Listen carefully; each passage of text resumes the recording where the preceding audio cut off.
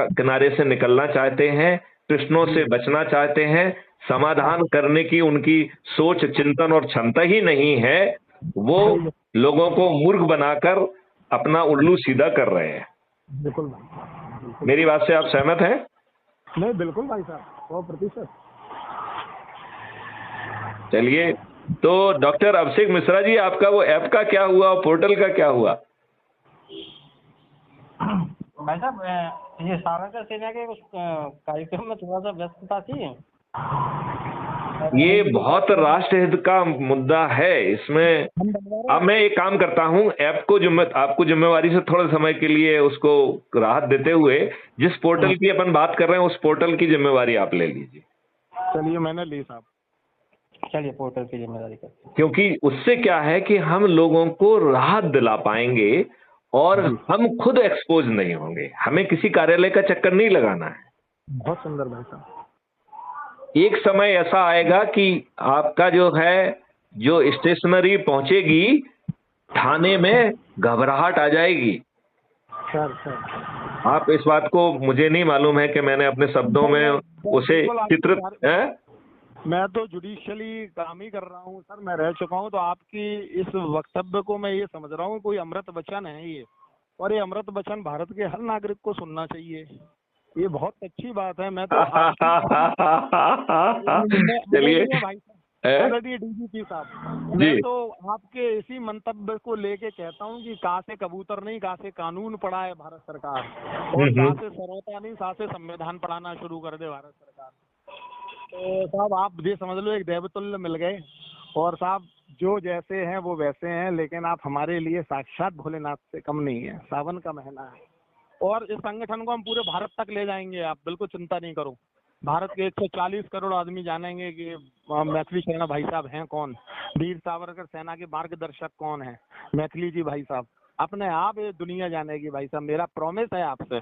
मैं तो ये कह रहा हूं कि सावरकर जी का भी वही उद्देश्य क्यों नहीं होना चाहिए जो मैथिली शरण गुप्त ने 5 मौलिक अधिकार और 21 महालक्ष्यों में, मैंने उनको पढ़ा नहीं है, लेकिन मुझे विश्वास है कि आपको वीर सावरकर की भी सोच उसमें मिल जाएगी। सर आप जैसी ही विचारधारा थी उस महापुरुष की। मैं वही कह रहा हूं कि बिना पढ़े मेरा ऐसा अनुमान है कि उनकी हर बात आपको हमारे लक्ष्यों में और लेखों में मिल जाएगी। सर सावरकर जी को, और सर मैंने आज ये आपको बता दिया, तारीफ नहीं कर रहा हूँ मैं, मगर कड़वा भी बोलता हूँ मैं, माफ करिएगा मुझको, मैं अदालत में, मेरा प्रोफेशन ऐसा है। लेकिन सर मैं बिल्कुल आपको बता रहा हूँ कि मैंने जितना सावरकर जी को छोटा ज्यादा जितना पढ़ा है सर, आपके सारे विचार उनके फ्रेम में फिट हो रहे हैं। वो ऐसे ही भारत चाहते थे, वो ऐसे ही भारत चाहते थे जो आप कर रहे हो आज सर। और नहीं तो आप बताइए, आपके राजनेताओं ने तो गुलामों के नियम थोप दिए, दुष्ट राजनेता थोप दिए, अपराधियों को थोप दिया। आपको मालूम है 543 सांसदों में से 251 आपराधिक चरित्र के लोग हैं, और इनमें से 170 तो ऐसे हैं जिन्होंने बलात्कार जैसे जघन्य अपराध किए, और इनमें से 27 ऐसे हैं जिन्हें कोर्ट ने ऑलरेडी सजा दे दी है। वो अपील की ऑक्सीजन में पार्लियामेंट पे माननीय नरेंद्र मोदी जी की कृपा से बैठे हुए हैं। सही कह रहे हैं भाई साहब। तो मैं आपसे ये पूछना चाहता हूं कि जिस देश में चपरासी जैसे छोटे पद के लिए सचरित्र होना जरूरी है, वहां कानून के निर्माता बड़े बड़े अपराधों के, जघन्य अपराधों के अपराधी क्यों, और वो स्वयं कानून के निर्माता क्यों? तो अच्छी बंदर बात है कि हम अपराधियों को टिकट दे रहे हैं, लोगों के प्रति दुष्टता हो रही है, गुंडागर्दी हो रही है। आज ही मुझे कोई बता रहा था कि साहब इतनी बुरी स्थिति हो गई है कि गांव में जो पंच सरपंच हैं उन्होंने अपने गुंडे पाल लिए, वो अत्याचार कर रहे हैं। न्याय की कहीं कोई सुनवाई नहीं है, थाना सुन नहीं रहा है। वो ये जो गुंडे हैं वो नेता के भी दलाल हैं और पुलिस के भी दलाल हैं, दोनों को धन पहुंचा रहे हैं। सर झांसी की स्थिति इतनी खराब है, अभिषेक भाई साहब से पूछिए हैं कि मैं आपको शब्दों में नहीं बता पा रहा हूँ सर। हर मस्जिद के लिए थाना सिर्फ एक बन गया, ये दुकान सी बन गए सर थाने। यानी वो परचून की दुकान नहीं होती, सब पैसे दो और सामान ले आओ, और अगर आप पैसे नहीं दे रहे तो IGRS पे ही तो आपकी ऐसी रिपोर्ट लगाई जा रही कि मुकदमा आपके खिलाफ तड़ातड़ तैयार हो जा रहे हैं। अरे हमारा ही वाला देख लो, एक फरियादी को न्याय दिलाने गए भाई साहब, हम्म। तो सामने वाली अपोजिट पार्टी को ये लग रहा है कि फरियादी तो कमजोर है। अब ये साथ में खड़े हो गए तो थोड़ा सा सुनवाई हो जाएगी। तो हमें काउंटर करने के लिए उसने अपनी लड़की से प्रार्थना पत्र दिलवा दिया झांसी एसपी को कि मैंने उसके साथ रेप किया। अरे राम राम राम राम। अभी भाई साहब झांसी, आज तक मैंने उसको उसके परिवार तक को नहीं देखा कि कौन है उसका परिवार। भाई साहब अभी हमने इसी विषय को लेके अभिषेक जी भाई साहब ने बताया, तो हमने रात में ही एसपी सिटी से बात करी, ज्ञानेंद्र जी से, और अभी इंस्पेक्टर नवाबाद जो संबंधित थाना है जहाँ प्रार्थना पत्र इंटरटेन हो रहा है उनको फोन करा, तो तब वो माने। हमने कहा वो हमारे राष्ट्रीय संगठन मंत्री हैं, और हमने कहा कि हमारे राष्ट्रीय मार्गदर्शक श्री मैथिली जी भाई साहब हैं, तो हालांकि जानते हैं आपको, आपका नाम भी जानते हैं, इधर बहुत चर्चा है आपके नाम की झांसी में। अच्छा। तो चले वो कैसे सर, आपसे कैसे जुड़ गए IPS अफसर इतने हायर लेवल सर? हमने कि जानते नहीं, हमने सावरकर जी के ऐसे ही विचारवान लोग जुड़ते हैं। हमने कि तो भाई साहब का जो भी है उसमें बिल्कुल निष्पक्षता से जांच करो, और हमने कि चलने नहीं भाई साहब, हम बिल्कुल जांच करके उसको खत्म करवाते हैं। और वो भाई साहब के पैसे नहीं, यदि झूठी रिपोर्ट की गई है तो उनको कहिए 182 211 का ऑफेंस कायम किया जाए, जिससे दूसरे लोगों को ऐसी झूठी रिपोर्ट करने की, दुष्टता करने की हिम्मत ना हो। देखो, क्योंकि बातों से काम नहीं होता है। जब कानून में प्रावधान है तो उसका पालन करिए ना। जी भाई साहब, तो कानून में तो प्रावधान है, ये बोल दिया हमने। हालांकि हम अभी IGRS अभी एक्चुअली IGRS की वो था, कंप्लेन थी, तो हमने की कंप्लेन को इंस्पेक्टर साहब से बोला, हमने कि बिल्कुल आप जांच करके उसको पंच करो। और हमने कि वो हमें जो ADM वो 5 लाख रुपए ले लिए उसने नौकरी लगवाने के नाम पे एक बिटिया से, वसूली कराने गए, तो बताओ वो बिटिया कमजोर थी, तो इनके खिलाफ भाई साहब इस तरह की हरकतें करने लगा। और जाति का विशेष जाति का है तो वो उसके फायदा उठा रहा है। हमें तो लग रहा है कल वो एक SC ST की और एप्लीकेशन देगा इनके खिलाफ।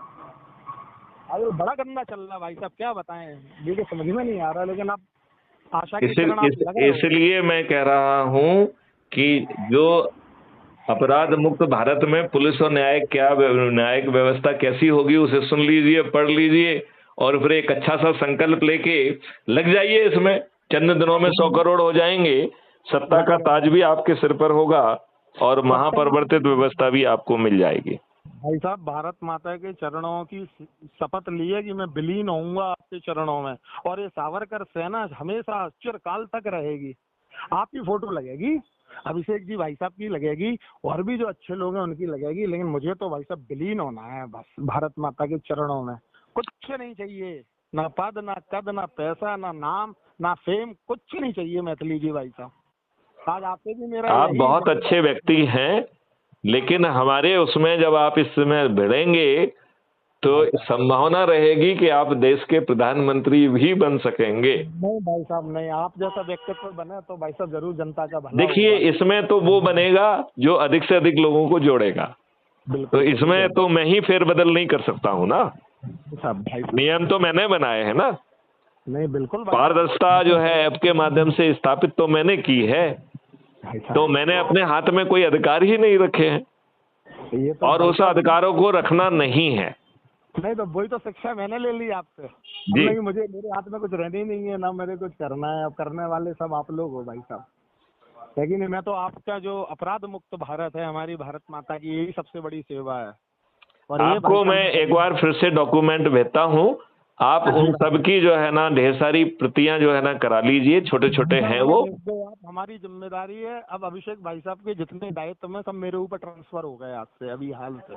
ठीक है, भाई साहब कहते हैं गणित के काम में भाई साहब बहुत बिजी है, बेचारे कोड़ियों की सेवा कर रहे हैं, जिनके हाथ टेढ़े हो गए उनके सीधे कर रहे हैं, नसें ठीक कर रहे हैं। तो भाई साहब इनके सारे दायित्व मैंने ग्रहण करे, आप स्वयं ग्रहण करें। ओके, बहुत सुंदर, बहुत सुंदर, बहुत सुंदर। दीजिए भाई साहब पंपलेट, तो मैं वो एक आध दिन में निकलवा लूंगा। और जिस दिन आपका कार्यक्रम है 4 अगस्त का, शाम को 4 बजे कचहरी प्रांगण, कम से कम कुछ नहीं मुहज्जद वकील होंगे झांसी के, कम से कम 300-400। ओके, आइए भाई साहब, आप आइए 4 तारीख को। और सुनिए भाई साहब, और उसमें आप ही का भाई साहब इसी पर व्याख्यान होना है, अपराध मुक्त भारत पे। बहुत सुंदर, बहुत सुंदर, बहुत सुंदर। और बिल्कुल भाई साहब आप आइए, हम लोग सब धन्य हो जाएंगे।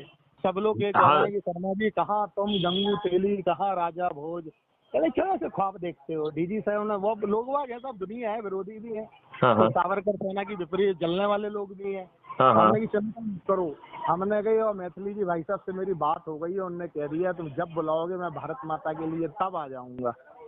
तो हमने कही साहब वो संत पुरुष हैं, वो जरूर आएंगे। तो भाई साहब आप आओ और कहो तो मैं एक रूम आपके लिए बुक कर दूं यहाँ सर्किट हाउस में, तो आप रुकिए भी एक रात, क्योंकि बहुत मौजूद लोगों से आपको मिलवाना है मुझे। आप कर लीजिए, रूम बुक कर लीजिए, उसमें क्या दिक्कत है। मैं भाई साहब आपका बढ़िया सर्किट हाउस में एक रूम बुक कर देता हूँ। अगर कोई प्रोटोकॉल आपका हो तो आप मुझे भेज दीजिए, तो उस तरह के प्रोटोकॉल में सिटी मजिस्ट्रेट से बोल देता हूँ, मित्र हाँ हैं अपने, हाँ हाँ तो प्रोटोकॉल भी दे दूंगा आपको। जी जी जी जी जी। हाँ, तो भाई साहब मैं थोड़ा कचहरी से निकल रहा हूँ मंदिर की ओर, शाम को मैं आरती करता हूँ नित्य माई की। चलिए चलिए, इस वार्तालाप को यहीं पे विराम करते हैं। जय हिंद, जय भारत, वंदे मातरम, जय गुरुदेव। भाई